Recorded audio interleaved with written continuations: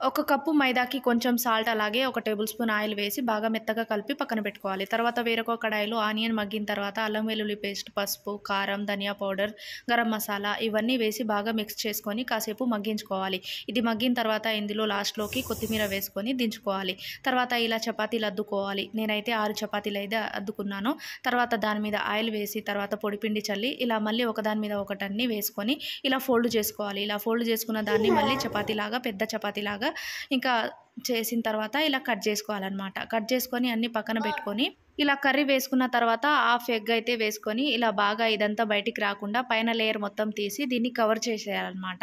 తర్వాత దీన్ని ఇలా ఫోల్డ్ చేసుకోవాలి. ఇలా ఫోల్డ్ చేసుకొని అన్నీ పక్కన పెట్టుకొని ఆయిల్ అనేది డీప్ ఫ్రై చేసుకున్న తర్వాత ఇలా అన్నీ ఒకదాని తర్వాత ఒకటి ఆయిల్‌లో డీప్ ఫ్రై చేసుకోవాలి. ఇలా కలుపుతూ మధ్య మధ్యలో కలుపుతూ మీడియం టు లో ఫ్లేమ్‌లోనే పెట్టుకొని బాగా ఫ్రై చేసుకొని తీసుకోవడం. అంతేనండి ఎగ్ పఫ్ రెడీ.